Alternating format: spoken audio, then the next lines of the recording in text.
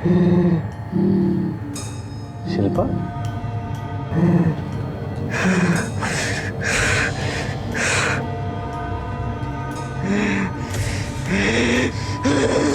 शिल्पा,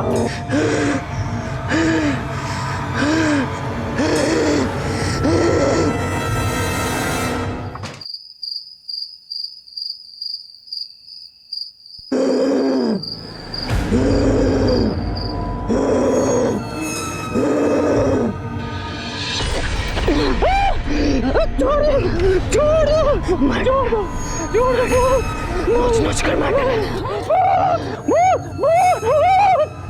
नोच कर मार डाला, मार डाला।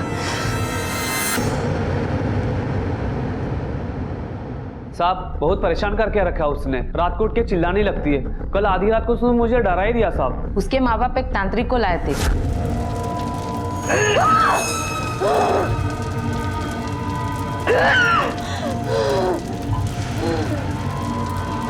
बहुत जिद्दी आत्मा थी, आसानी से नहीं जा रही थी, पर मैंने अपने सिद्धि से उसे इसके शरीर से निकाल दिया है। अभी बिल्कुल ठीक है। वो बोला सब कुछ ठीक है, पर कुछ ठीक नहीं है सर। अभी भी उसका रात को चीखना चिल्लाना चालू है। मैं तो बोलता हूँ साहब, कोई भूत वूत नहीं है, सब नाटक कर रही है वो अपने पति को दबा के रखने के लिए। जो भी है साहब, आप ही हमारी मदद कर सकते हैं। हमारा जीना उधर मुश्किल हो गया। मात्रे सर, जाके देखो मामला क्या है। भूत, पिशाच, आत्मा, इस सब के वजूद पर हमेशा से सवालिया निशान रहा है। कुछ लोगों का मानना है कि इंसान की तरह आत्मा के वजूद को भी नकारा नहीं जा सकता है, और कुछ लोग इसे मन का वहम और अंधविश्वास बताते हैं। विज्ञान भी भूत प्रेत के अस्तित्व को नकारता है, लेकिन मलाड में अपने पति और अपनी बेटी के साथ रहने वाली शिल्पा इस तरह से अचानक अजीब सा बर्ताव क्यों कर रही थी? क्या वो सच में किसी आत्मा की चपेट में थी, या फिर वो किसी तरह का नाटक कर रही थी? आखिरकार शिल्पा अपने इस संदिग्ध बर्ताव से साबित क्या करना चाहती थी? क्या वो किसी अनहोनी का शिकार हुई थी, या वो किसी जुर्म का हिस्सा बनी थी, या वो खुद दोषी थी? इन सारे सवालों के जवाब में शायद कुछ ऐसा छिपा था जो भयभीत करने वाला था।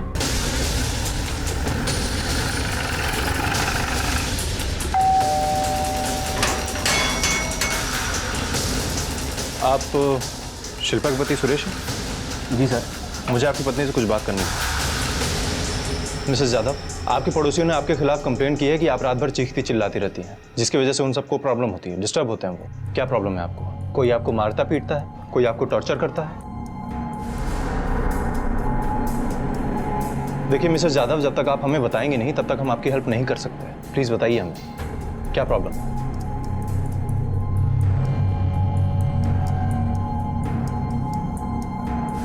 हाँ सर, पड़ोसी सच कह रहे हैं। शिल्पा चिल्लाती है, पर मैं उसे मारता हूँ इसलिए नहीं साहब। मैंने आज तक उस पर उंगली तक नहीं उठाई। चाहिए तो आप मेरी बेटी से पूछ ले, मधु से पूछ लीजिए।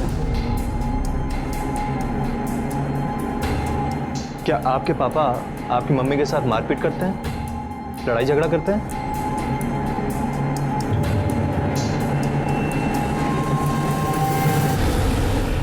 अगर आप दोनों के बीच में कोई लड़ाई झगड़ा नहीं है, कोई अनबन नहीं है, तो तुम्हारी पत्नी ऐसे क्यों रिएक्ट करने लगी?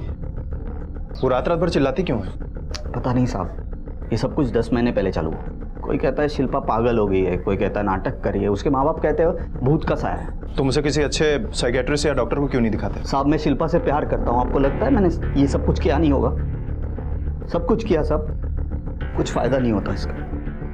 कभी तुमने शिल्पा से ये पूछा है कि आखिर 10 महीने पहले उसने ऐसा क्या देखा या फिर ऐसा क्या हुआ जिसकी वजह से वो ऐसा रिएक्ट करने लगी? बहुत बार पूछा सर, पर वो बताए तो ना।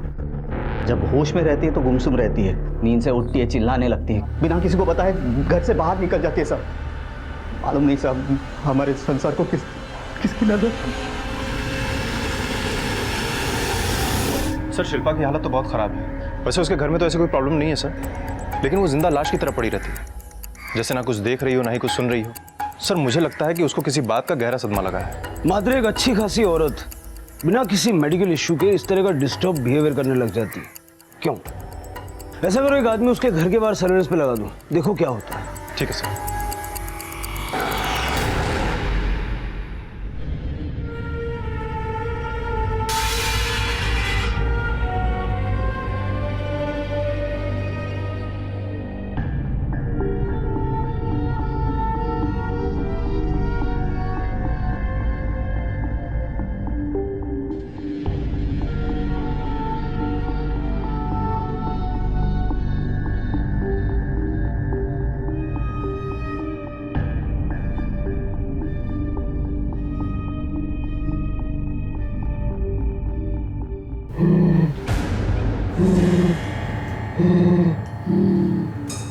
शिल्पा?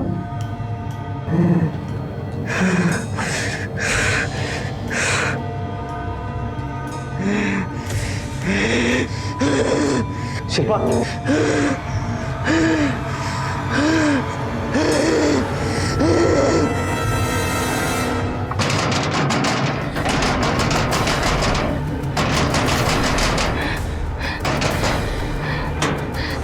मार डाला उसे, चुन चुन के शिल्पा! मार डाला, शिल्पा! फिर दफन कर दिया। मार डाला उसे चुन चुन के मार डाला, फिर दफन कर दिया। मार डाला उसे मार डाला। वो औरत बार बार एक ही बात बोलती रहती थी, मार दिया, गाड़ दिया, दफन कर दिया।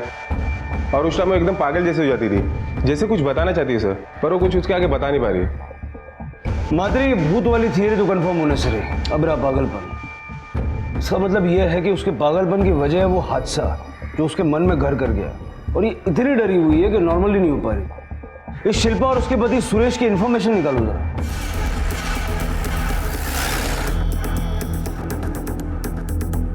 10 महीने पहले तक तो शिल्पा वही एकदम ठीक थी, बहुत मिलनसार और खुश रहा करती थी।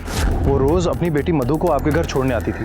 हाँ, क्यों? वो काम पे जाती थी ना, इसलिए मधु को यहाँ पे छोड़ती थी। सर एक डांस क्लास है, उसमें रिसेप्शनिस्ट का काम करती थी। काम क्यों छोड़ा? मालूम नहीं साहब। मतलब तुम्हारी बीवी ने नौकरी छोड़ने का डिसीजन ले लिया और तुम्हें उसकी वजह तक नहीं मालूम है? सर मैंने बहुत बार पूछने की कोशिश की। एक्चुअली क्या होता था सर कि मैं ऑफिस छुट्टी के बाद उसे डांस क्लास पिकअप करने के लिए जाता था। मैं डांस क्लास पहुंचा तो तब तक वहाँ से वो निकल चुकी थी। मैंने फ़ोन लगाया था, फ़ोन नहीं लग रहा था, तो मुझे लगा वो घर चली गई होगी, तो मैं भी घर चला आया। सर मैं घर पहुंचा तो वो घर के बाहर ही बैठी हुई थी।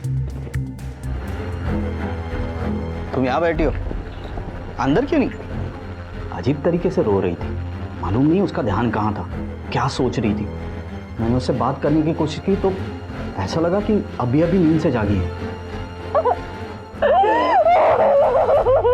गले लगा के बहुत जोर जोर से रोने लगी। तुमने उससे पूछा नहीं कि क्या हुआ? पूछने की कोशिश की थी साहब, पर उसने कुछ नहीं बताया। अगली सुबह मैंने उससे पूछा कि काम पे नहीं जाना है, तो वो बोली आज से काम पे नहीं जाऊंगी।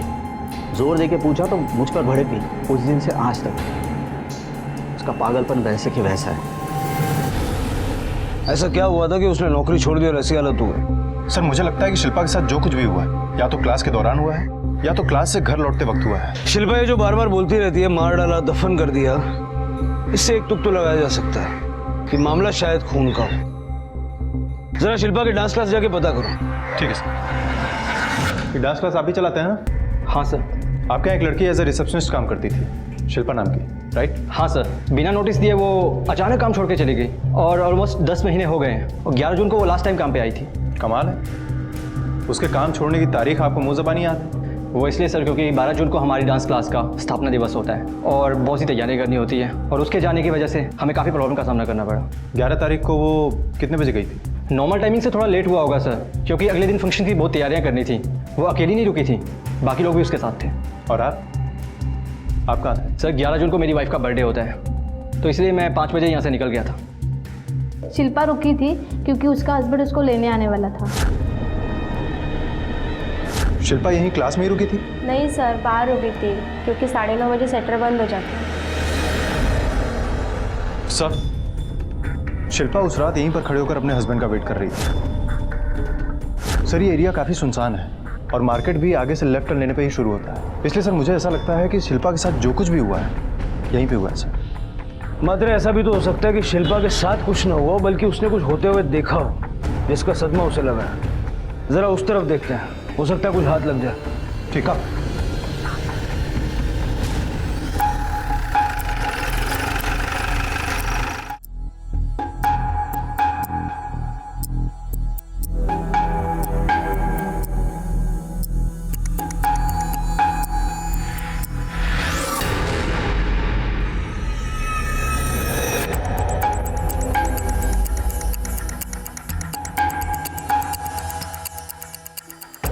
मात्रे सर पूरा मैदान सूखा हुआ है, ये सिर्फ इतने हिस्से में घास उगी हुई है। जरा आसपास कोई वॉचमैन है तो बुला के लो।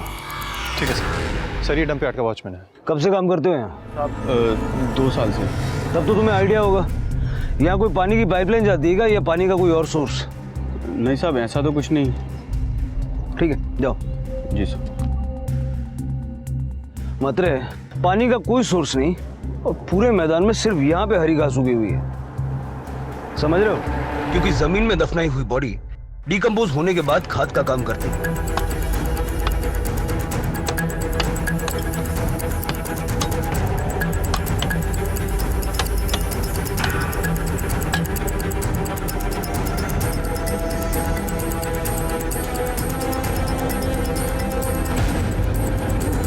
एक मिनट,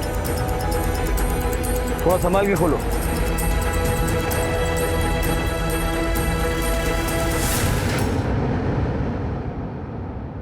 गोल्ड का ब्रेसलेट है हाथ में। इसका मतलब ये खून लूटफाट के इरादे से नहीं किया गया होगा। लगता है शिल्पा ने यही मर्डर देखा होगा और जिसका असर उसके जहन पे आज भी है। मात्र इस ब्रेसलेट पे किसी ज्वेलर का मार्क है। जरा पता करो ये किसने बनाया और किसने बनवाया, और आसपास का एरिया अच्छे से छान मारो, देखो मर्डर वेपन मिलता है क्या। कंकाल को फोरेंसिक के लिए भेज दो। तुम मधु बेटा, आप नीचे जाओ खेलने के लिए, आपके दोस्त लोग सब नीचे खेल रहे हैं, चलो भागो। हाँ। बात समझ में नहीं आती तुझे, कहा था ना मैंने, वहां पुलिस पहुंच गई है, कल हमारे घर तक पहुंच जाएगी, हम सब लोग पहुंच जाएंगे।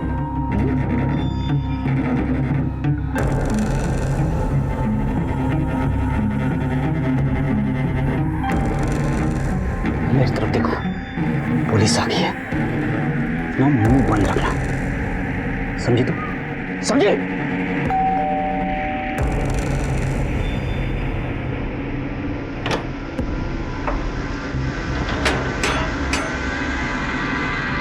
मिसेस यादव से कुछ बात करनी है हमें। आइए ना सर। मिसेस यादव जिसे आप मार देने की, गाड़ देने की बात करती है, शायद वहां तक हम पहुंच गए। आपकी क्लास के सामने के मैदान में से हमें एक कंकाल मिला है।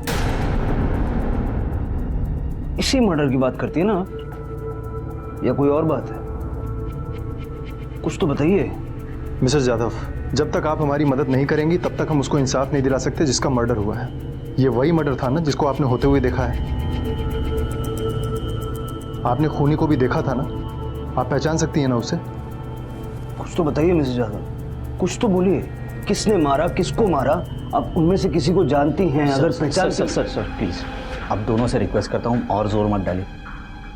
उसकी तबीयत कुछ ठीक नहीं है, 2 दिन से कुछ खाया भी नहीं है उसने, प्लीज।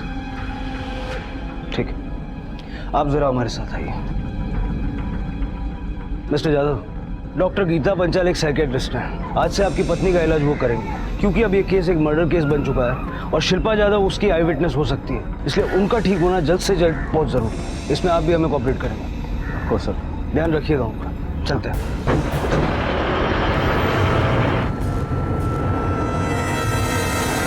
एक भूतग्रस्त लड़की से एक मानसिक असंतुलन से जूझती लड़की तक शुरू हुआ यह केस अब एक मर्डर केस में तब्दील हो चुका था, जिसे कई महीनों पहले अंजाम दिया गया था।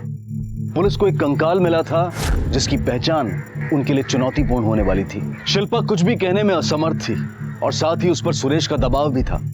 तो क्या सुरेश ही इस हत्या का जिम्मेदार था? और उसने जो कहानी पुलिस को सुनाई थी, क्या वो झूठी थी?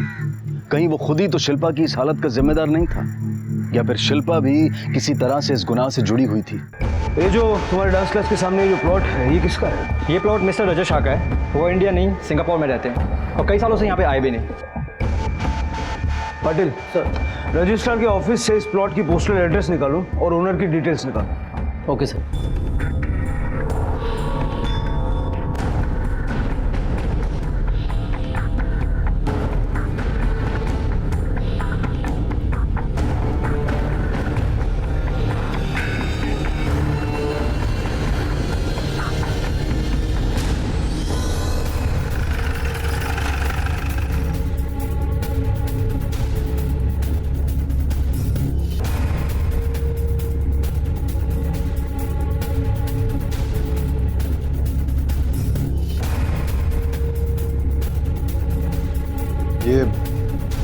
ये ब्रेसलेट आपके ही शॉप पे बना था? हाँ सर, ये हमारे यही का है। बिल दिखाइए। सुभाष मिस्त्री। हाँ, ये हमारे पुराने कस्टमर है, ये उनका पता है।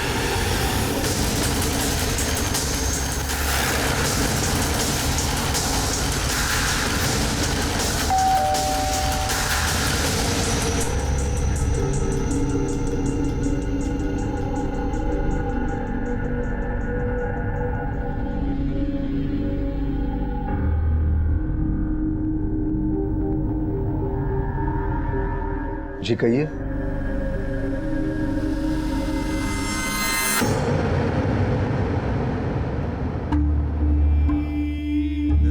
देखिए, हम आपका दुख समझते हैं, लेकिन ड्यूटी है, क्या करें, करनी पड़ती है। आप बता सकते हैं कि ये ब्रेसलेट किसका है? ये मेरे बेटे पूजा का।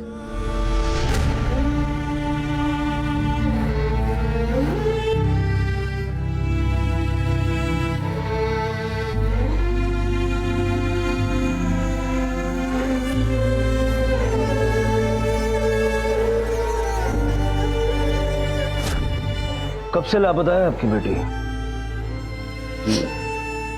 11 जून से। उस दिन वो कॉलेज के लिए निकली थी, लेकिन आज तक लौट के नहीं आई। आपने अपनी बेटी की मिसिंग कंप्लेंट लिखवाई थी? जी, कांदीवली पुलिस स्टेशन में। चारकुप के एक मैदान में हमें एक कंकाल मिला है। जिस जगह वो कंकाल मिला है उसके सामने डांस क्लासेस। आपकी बेटी डांस क्लास जाती थी क्या? उसकी ऐसी कोई सहेली हो जो वहां जाती और जिससे मिलने वो गई हो? जी नहीं, उसके ऐसे कोई दोस्त नहीं थे।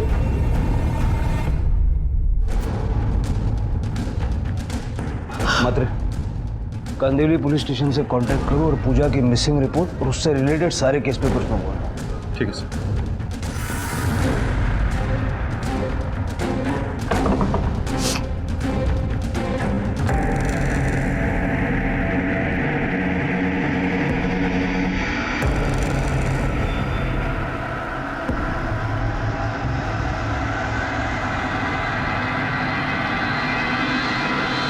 आप लोगों ने अपनी बेटी का कमरा पूरी तरह से समेट दिया। आपको यकीन था कि वो वापस नहीं आएगी? 10 महीने हो गए पुलिस कंप्लेंट किए हुए सर। पुलिस ने उम्मीद छोड़ दी थी पूजा के मिलने की, और हम दोनों में से कोई भी इस कमरे में आता था तो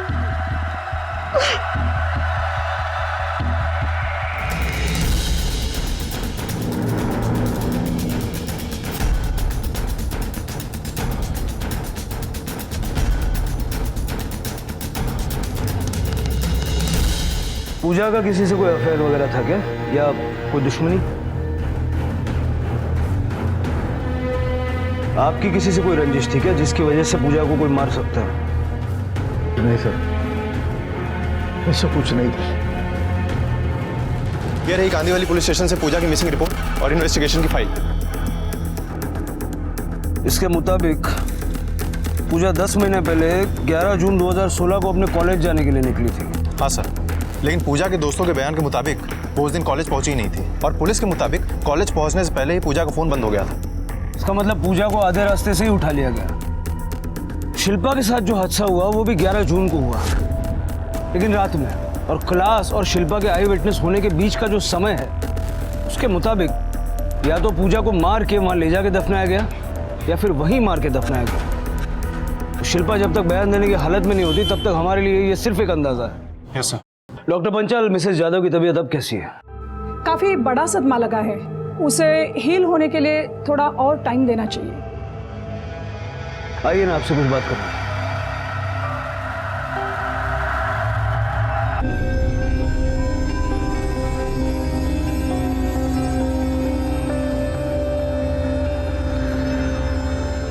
बहुत अच्छा, ऐसे ही चुप रहना तो इन लोगों से जल्दी पीछा छूटेगा।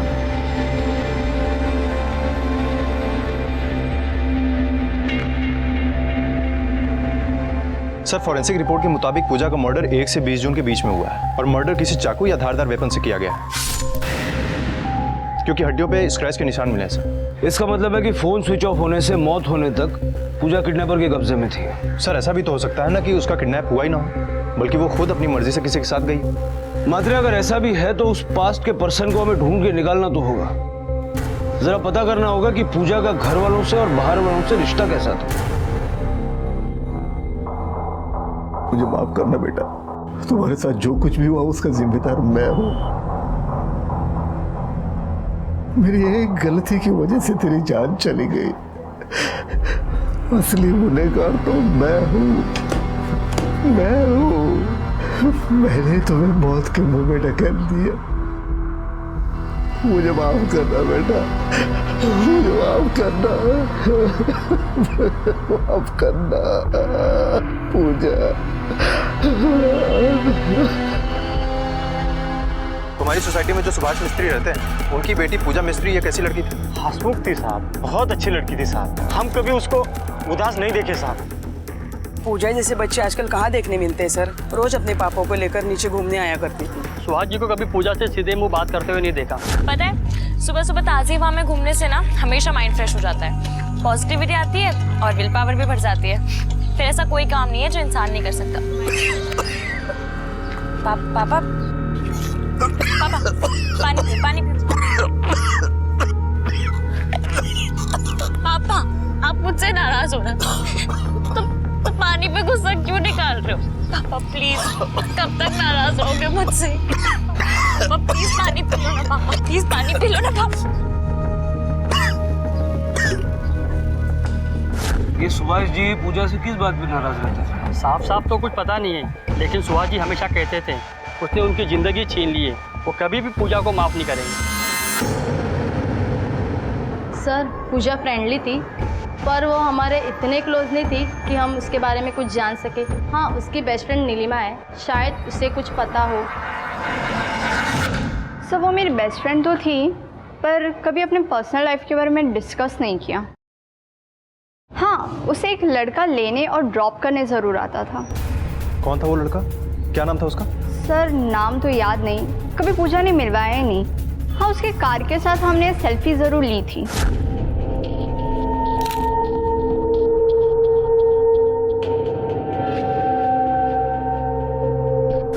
वो सेल्फी है तुम्हारे पास? हाँ, फ़ोन में ही है सर। मुझे दिखाओ।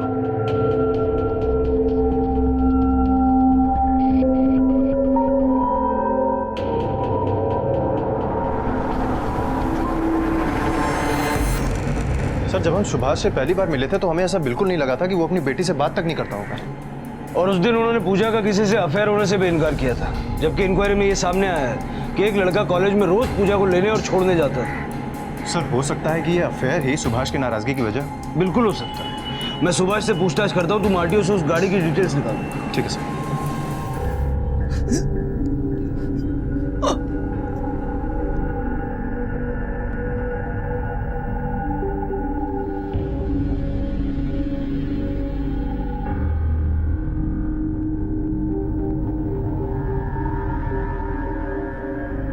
सॉरी हम आपको ऐसे डिस्टर्ब कर रहे हैं, लेकिन पूजा के बारे में कुछ सवाल पूछना है। पूछिए। हमें पता चला है कि आप पूजा से बात नहीं करते थे, वजह जान सकते हैं? सर आपने जिस गाड़ी का नंबर दिया था वो गाड़ी किसी असलम के नाम पर रजिस्टर है सर, ये उसके एड्रेस। हाँ मैं नाराज था उससे, लेकिन नाराज होने की भी वजह थी सर। उसकी एक गलती ने मुझे, 2 साल पहले की बात है, उसने कार चलाने की जिद की थी, पूरी तरह उसके अगेंस्ट था। लेकिन पापा क्या प्रॉब्लम है, मैं कार क्यों नहीं चला सकती? क्योंकि तुम्हें कार चलाना नहीं आता, और एक ड्राइवर के लिए जो मैच्योरिटी होनी चाहिए वो तुम में नहीं है। पापा कार एक मशीन है और उसके लिए मैच्योर होने के लिए उसे चलाने आने की जरूरत होती है। पूजा सिर्फ स्टीयरिंग घुमाना मतलब कार चलाना नहीं होता। अरे उन लोगों के बारे में सोचना पड़ता है जो रास्ते पर चलते हैं। अरे तुम्हारा क्या भरोसा? क्यों बहस कर रहे हैं इससे? जानते हैं कि जीतेंगे। ऐसी एक बात कहूं, कार चलाना सीख लिया है इसने। सारिका तुम बीच में मत पड़ना। नहीं मतलब नहीं।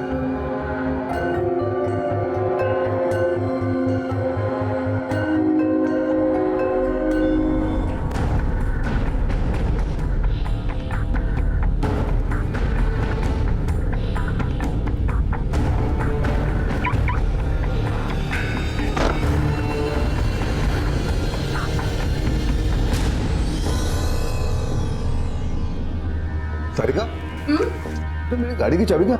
अरे यहीं तो रखी थी।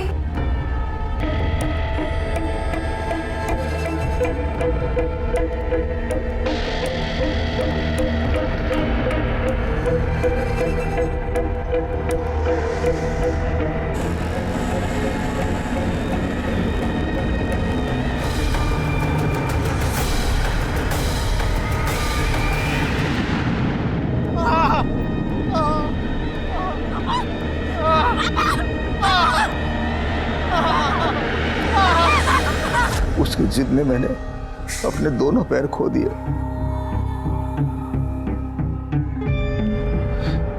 उसके बाद मैंने उसको कभी माफ नहीं किया। अगर उसको माफ करता तो शायद आज मेरी बच्ची मेरे पास होती। मतलब?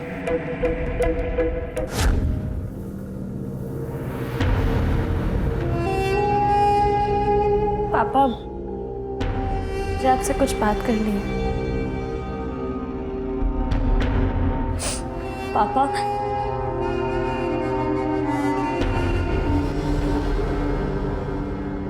पापा प्लीज एक बार मेरी बात तो सुन लीजिए।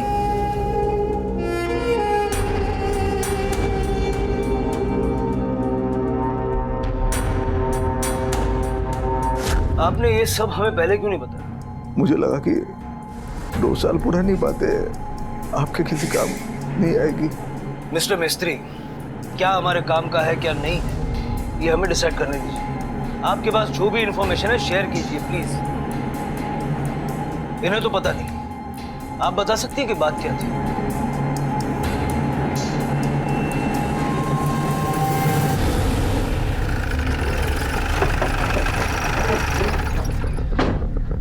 सर, जो गाड़ी पूजा को कॉलेज से पिकअप करती थी वो किसी असलम नाम के आदमी की है। सर, ये असलम गाड़ियां रेंट पे देता है। मैंने उसका रजिस्टर चेक किया तो पता चला कि उन दिनों किसी ऋषि नाम के लड़के ने ये गाड़ी रेंट पे ली हुई थी।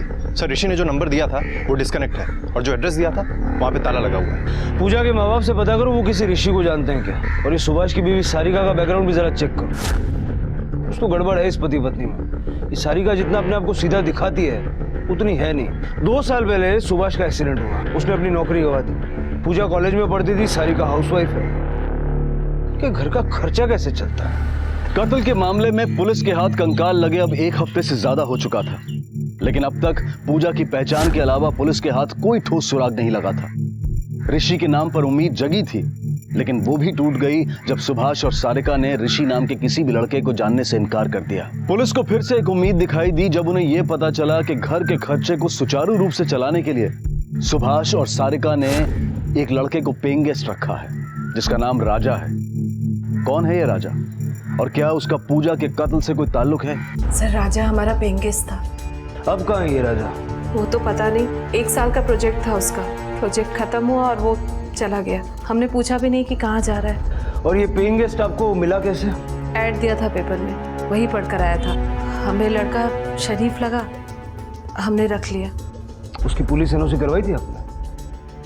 नहीं सर, लड़का ठीक ठाक लगा, शरीफ लगा, तो जरूरत नहीं समझी। ऐसे बिना जान पहचान के, बिना बैकग्राउंड चेक किए, बिना पुलिस एनओसी के आप किसी को भी घर में रख लेते? शर्म आनी चाहिए आपको। आप जैसे लोगों की वजह से क्राइम को बढ़ावा मिलता है।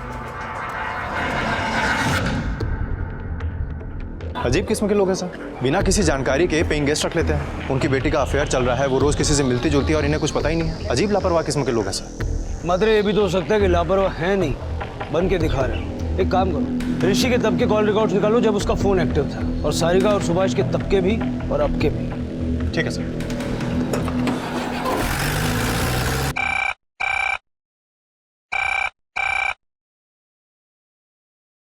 हेलो,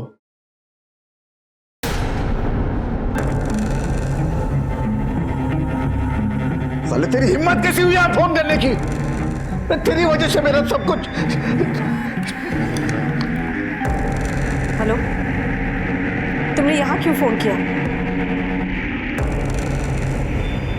रुको, मैं आती हूँ तुमसे मिलने।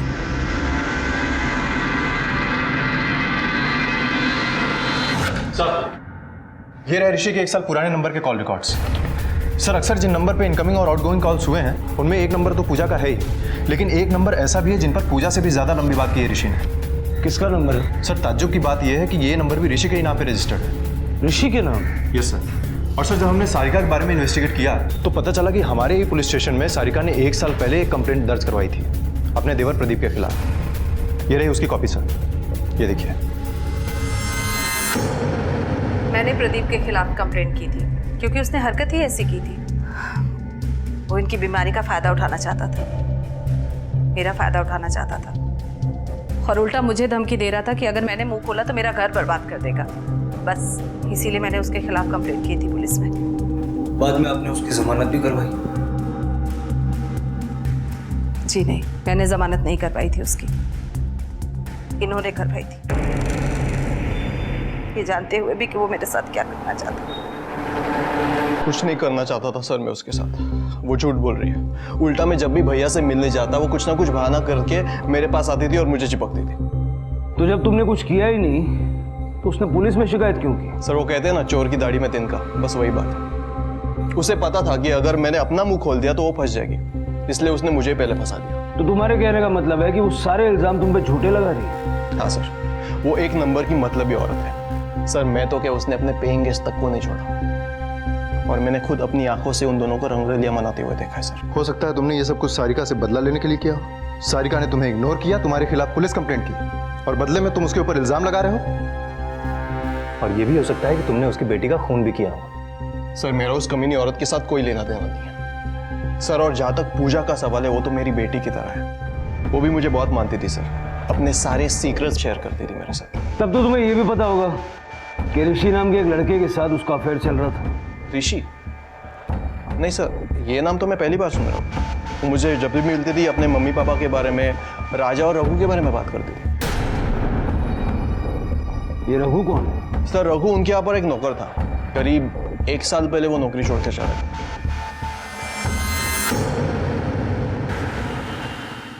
पता करो ये रघु आजकल कहाँ है? सर सुभाष के घर पे जो राजा पाटिल पेइंग गेस्ट था, उसका ऑफिस का एड्रेस मिल गया सर। आपके यहाँ राजा पाटिल नाम का एम्प्लॉय काम करता है ना? राजा पाटिल? सॉरी सर, इस नाम का कोई भी एम्प्लॉय हमारे यहाँ काम नहीं करता। हो सकता है कि 1-1.5 साल पहले काम करता हो। सर अब इतना पुराना तो कुछ याद नहीं मुझे, लेकिन हाँ, हम अपने एम्प्लॉयज़ के नाम और एड्रेस हमेशा मेंटेन करते हैं। अगर आप चाहो तो मैं आपको दिखा सकता हूँ। प्लीज़। ये देखिए सर।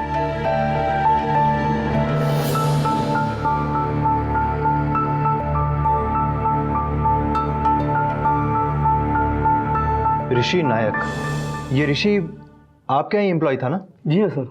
मुझे इसके फोटोग्राफ्स और पूरी इंफॉर्मेशन चाहिए। ये देखिए सर।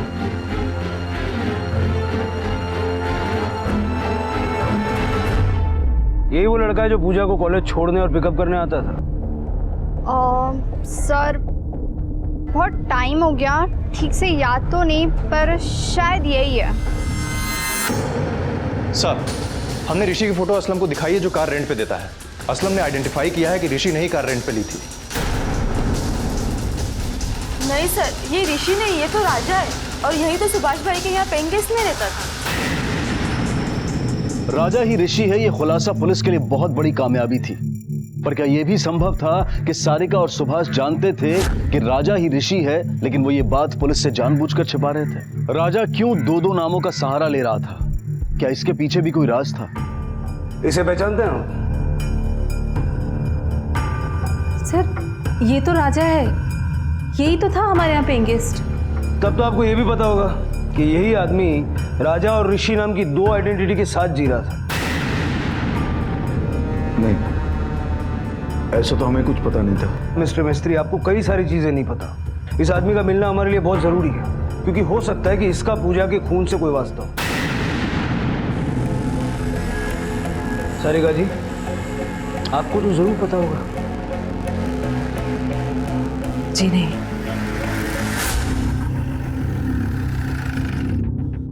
सर पूजा के यहाँ जो रघु नाम का नौकर काम करता था वो यूपी का रहने वाला है और 1 साल पहले काम छोड़कर वो वापस यूपी चला गया था। लेकिन सर कुछ ही दिनों बाद वो वापस मुंबई आ गया। सर इस रघु ने सुभाष के यहाँ से काम 7 अप्रैल को छोड़ा था, लेकिन सुभाष के लैंडलाइन नंबर के कॉल रिकॉर्ड के मुताबिक सुभाष के घर का कोई ना कोई सदस्य इस रघु के साथ जून तक लगातार कॉन्टैक्ट में था। कौन हो सकता है जो रघु से कांटेक्ट बनाए हुए था? सुभाष, सारिका या फिर पूजा? इस रघु को उठा लो और सारिका पे नजर रखो, क्योंकि अगर प्रदीप के बयान में जरा सी भी सच्चाई है तो सारिका राजा को बचाने की कोशिश जरूर करेगी। ठीक है सर। ऋषि तो वैसे ही बहुत चालू चीज था साहब। ऐसे तो पगार ज्यादा नहीं थी, फिर भी गाड़ी लेकर घूमता था, और जब भी देखो सुबह में अलग लड़की, शाम में अलग लड़की होती थी। एक ही घर की माँ और बेटी दोनों को घुमा रहा था सर। ये लड़की थी क्या जिसे घुमा रहा था? हाँ यही थी सर। और ये वो औरत थी? जी सर। आई थोड़ा तो खा ले। मुझे नहीं खाना। क्यों आई? तू खाएगी नहीं तो ठीक कैसे होगी? ये ले खा ले। मुझे नहीं खाना बेटा, मेरे मन में एक बहुत बड़ा बोझ है। जब तक वो नहीं उतरता तब तक मैं ठीक नहीं हो सकती। क्या बोल रही है? कौन सा बोझ? मैंने किसी के ऊपर अन्याय होते देखा, और मुझे सब पता होने के बावजूद भी मैं कुछ नहीं कर सकती। मुझे और तुम्हारे दिमाग पे ये जो सच्चाई का भूत सवार है ना, उसे उतार के फेंक दो। इसी में हम सब लोगों की भलाई है। यार मैं बुरा इंसान नहीं हूँ, पर ये पुलिस के झमेले में नहीं पड़ना चाहता। एक बार केस हो गई तो 100 बार कोर्ट जाना पड़ेगा, और मैं वो सब नहीं कर सकता। सुरेश, अगर मैं चुप रही तो मैं कभी खुश नहीं रह सकती। तुम जानते हो मैंने ये भूत का नाटक क्यों किया? क्योंकि अगर मैं नहीं बोलूंगी तो जिंदगी भर मुझ पे ये बोझ रहेगा।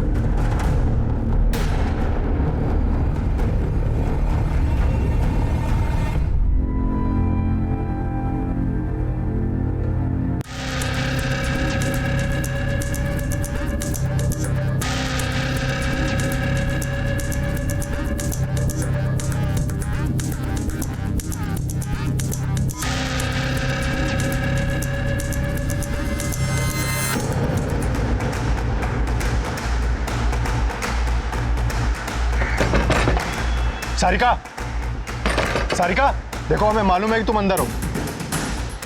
दरवाजा खोलो वरना हमें दरवाजा तोड़ना पड़ेगा। दरवाजा तोड़ो।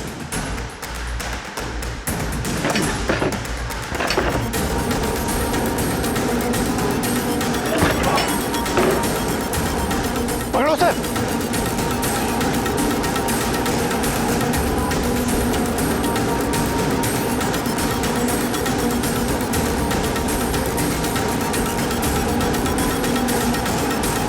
ज्यादा अनजान बनने की जरूरत नहीं है, हम सब जान चुके हैं। तुम्हारे ही आशिक के साथ तुम्हारी बेटी का अफेयर था, और इसी वजह से तुमने उसे मार दिया, है ना? सर आप मेरा यकीन कीजिए, मैंने पूजा को नहीं मारा है। सर मैंने पूजा को नहीं मारा सर, मैं तो सारिका के कहने पर छुप कर बैठा हुआ था।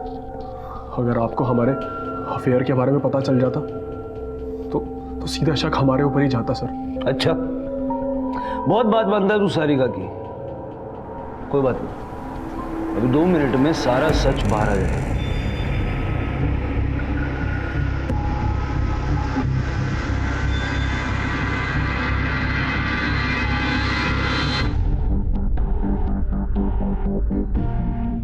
नहीं सर, मेरे आंखों के सामने खून हुआ था, वहां पे ये नहीं था, और वहां पे कोई औरत भी नहीं थी।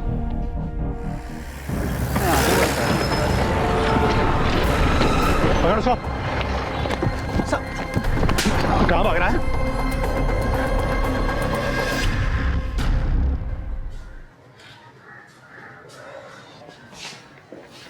बंद करो इसे। यही है वो, यही है वो। इसने उस लड़के को मारा था और मार के दफन कर दिया था। यही है वो।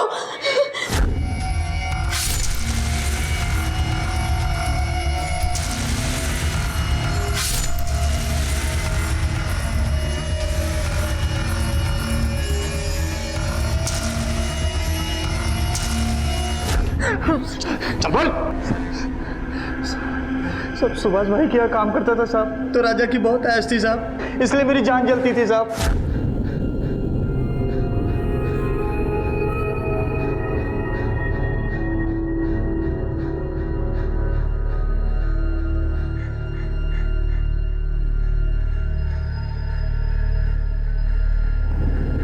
कभी तैयार होगी मुझसे भी मिलने आ जाया करो। पूजा, मम्मी बुला रही है, मैं जा रही हूँ। अरे सुनो ना।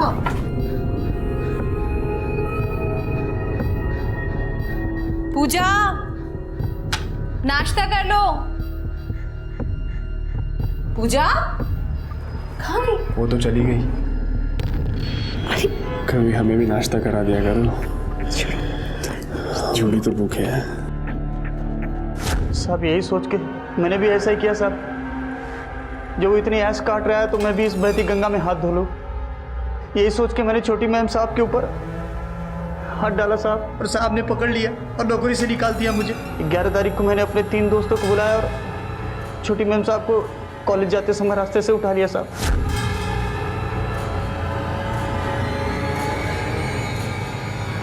ये एड्रेस बता सकती हैं आप? चल। रात होने तक साहब बगल वाली बस्ती के कमरे में रखा उसको।